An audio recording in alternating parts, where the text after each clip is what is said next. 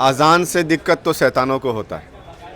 अख्तुल ईमान तो इंसान है। जज्बाती तकरीरों के द्वारा आपने वोट लिया और बीजेपी के नेताओं के तरह आपने कौम और क़यादत के नाम पर वोट लिया है। बीजेपी के नेताओं के तरह आपको भी आज़ान से दिक्कत हो। आज़ान एक दावत है, सिर्फ मुसलमानों के लिए नहीं, इस रूहे ज़मीन पर बसने वाले तमाम इंसानों के लिए दावत। तरीके से बीजेपी वालों का अल्फाज है कि राम के नाम पर, हिंदुत्व के नाम पर वोट लेना और जीतना, उसी तरीके का नैरेटिव सेट किया गया है और ओवैसी साहब या एमआईएम भी उसी रास्ते पर जा रही है। अब एक एमआईएम पैसों के लिए कहीं पर भी चुनाव लड़ा सकती है।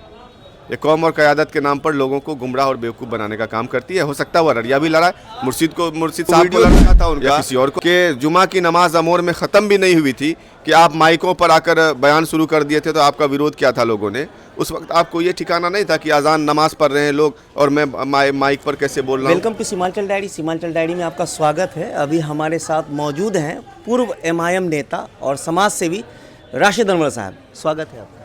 शुक्रिया आपके तमाम दर्शकों का भी। अभी बहुत कंट्रोवर्शियल बयान दे दिया है अख्तुल ईमान साहब ने अजान को लेकर के, आप क्या सोचते हैं? देखिए, अजान से दिक्कत तो शैतानों को होता है। अख्तुल ईमान तो इंसान है मेरी नज़रों में, लेकिन जो इसका हरकत है, जो कारनामा है, ये शैतान से भी कहीं ज़्यादा है।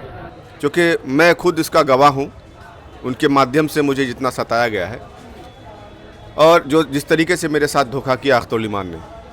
मुझे ये बताइए, इसी अजान, मदरसे, मस्जिद, कब्रिस्तानों के नाम पर इन लोगों ने ढोल और ताशों को बजा बजा कर लोगों को जज्बाती तकरीरों के द्वारा आपने वोट लिया और बीजेपी के नेताओं के तरह आपने कौम और क़यादत के नाम पर वोट लिया है। बीजेपी के नेताओं के तरह आपको भी अजान से दिक्कत हो रही है। अरे ये हिंदुस्तान है, यहाँ पर हमें किसी भजन, किसी कीर्तन से भी तकलीफ़ नहीं होती है।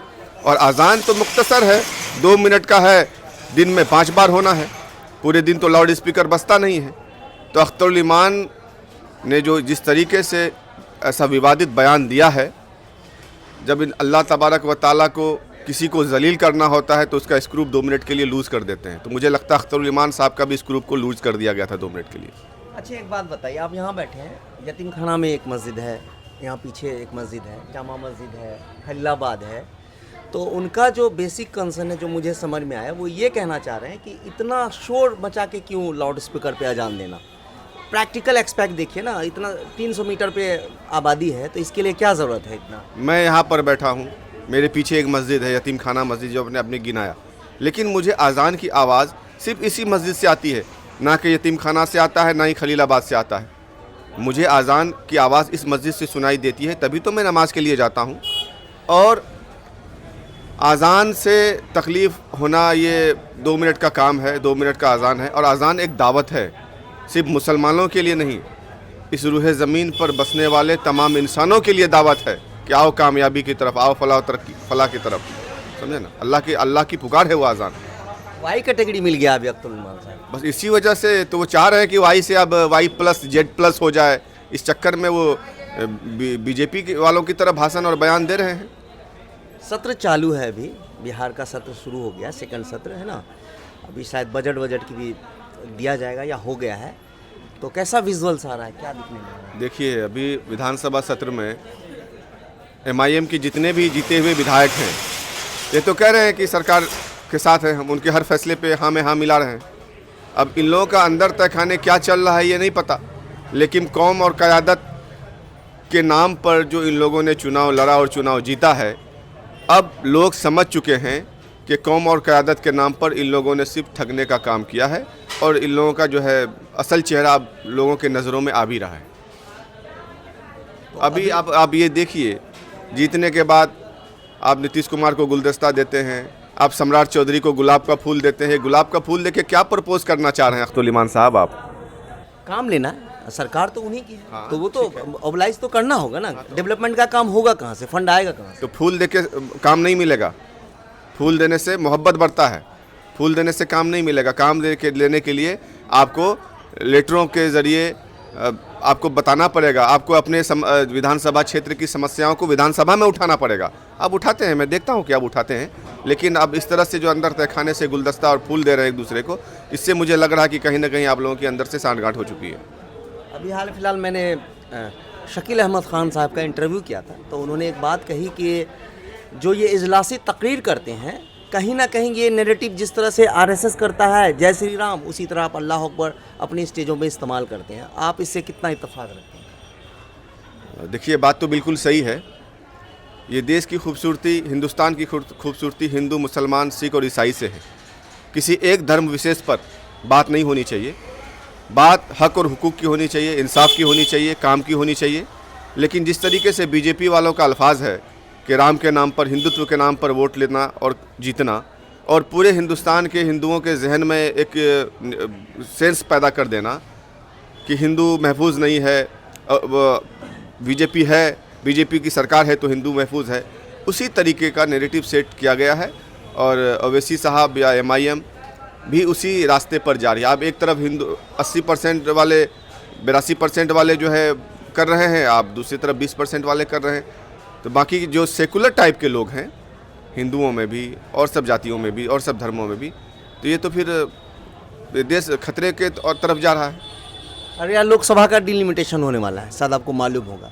तो जब डिलिमिटेशन होगा तो ये कयास किया जा रहा है कि मुसलमानों की आबादी अररिया लोकसभा में 55% प्लस हो जाएगी। तो अभी मैंने हाल फिलहाल में मुर्शीद आलम से एक छोटा सा इंटरव्यू किया था, उन्होंने बताया कि एमआईएम यहाँ से लड़ने जा रही है और वो ही कैंडिडेट होंगे यहाँ। कैंडिडेट देखिए, एमआईएम का कोई भरोसा नहीं है। जब मुझ जैसे लोग जो 11 साल अख्तुल ईमान के बाद पार्टी हमने ज्वाइन किया और 11 सालों तक मेरी मेहनत रही, अररिया में कोई कैंडिडेट नहीं था, कोई पार्टी का वर्कर नहीं था मेरे अलावा जो चुनाव लड़ सके, तो उसके बावजूद भी कांग्रेस से भागे हुए एक परदेसी को उन्होंने टिकट दे दिया कुछ पैसों के दम पर। तो एमआईएम पैसों के लिए कहीं पर भी चुनाव लड़ा सकती है। ये कौम और क़यादत के नाम पर लोगों को गुमराह और बेवकूफ़ बनाने का काम करती है। हो सकता है वो अररिया भी लड़ाए, मुर्शीद साहब को लड़ाए या किसी और को लड़ाए, लड़ा सकते हैं, लेकिन उस तरीके से जहाँ पर हमारे लड़ने से बीजेपी को फ़ायदा हो या फिर दूसरे को फ़ायदा हो, तो हमें ऐसी कोशिश नहीं करनी चाहिए। आपका क्या इरादा है, जान रहे हैं एमआईएम में क्या? अब तो टाइम हो गया इलेक्शन का काफ़ी, अब नाराज़गी दूर भी हो गई। मैं इन लोगों के असल चेहरे से वाकिफ़ हो गया हूँ। मैं एमआईएम में इसलिए गया था क्योंकि जिस वक्त मैं एमआईएम में गया था उस वक्त एमआईएम का कोई जनाधार नहीं था। अख्तुल ईमान साहब के साथ भी 2-3 लोग ही घुमा करते थे। उस वक्त हमने जान माल वक्त लगाकर मेहनत की, कुर्बानी दिया। तब मेरा ये था कि भाई ओवैसी साहब, अख्तुल ईमान साहब जो बोलते हैं वो करते हैं। गैयारी के फील्ड में चुनाव से, इलेक्शन से 1 महीना पहले सीमांचल न्याय यात्रा के नाम पर इन लोगों ने यात्रा किया था। तो पूरे सीमांचल में सबसे ज़्यादा भीड़ अगर कहीं इकट्ठा हुई थी तो अररिया में हुई थी और राशिद अनवर के माध्यम से हुई थी। 20 लाख रुपए खर्च हुआ था उस दिन मेरा। और ओवैसी साहब ने बयान में ये कहा कि मैं सिर्फ सीमांचल अररिया के नौजवानों को एमएलए ही नहीं बल्कि मुख्यमंत्री के रूप में देखना चाहता हूँ। तो साहब, आपने किस नौजवान को टिकट दिया? वो 60-61 साल के मंजूर साहब को? वो नौजवान दिखते आपको जो आपके पार्टी में भी नहीं थे, जिन्होंने अख्तुल ईमान का विरोध किया था, कांग्रेस से प्रभारी बनकर गए थे डॉक्टर जावेद आज़ाद के लिए, वोट मांगने के लिए। और आप देखिए जो बोल रहे हैं कि मैं गरीबों को नेता बनाना चाहता हूं। अरे आपके अल्फाज अलग हैं, आपके किरदार अलग हैं। आपने किस गरीब को टिकट दिया, मुझे उठाकर दिखाइए। आपने मुर्शीद साहब क्या गरीब थे? गुलाम सरवर क्या गरीब थे?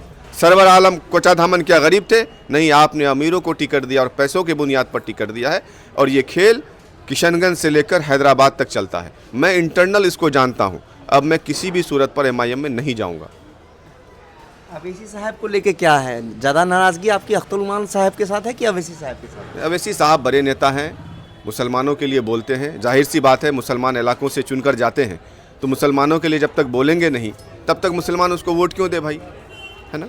लेकिन ये जो कह रहे हैं, बेतुका बयान देते हैं कि मैं उमर का बेटा, उमर फारूक का बेटा, है ना, को मैं मुख्यमंत्री बनाना चाहता हूँ, तो कहीं ना कहीं आप 20% को लेकर ऐसी भाषा का प्रयोग कर रहे हैं। कहीं ना कहीं 80% को आप गोल कर रहे हैं और वो गोल हो भी रहे हैं। आपने अभी इस इलेक्शन में देखा तो मुस्लिम लीडरशिप ख़त्म हो रही है। अभी आप देखें महाराष्ट्र में अबू आसिम आज़मी मुस्लिम चेहरा है, भले वो दूसरे पार्टी में है, लेकिन आप जब दंगा हुआ था वहाँ पर उन्होंने प्रमुखता से इसकी सवाल उठाई थी और इसका विरोध भी किया था उनको जब मुसलमानों को पकड़ पकड़ कर जेलों में बंद किया जाता था।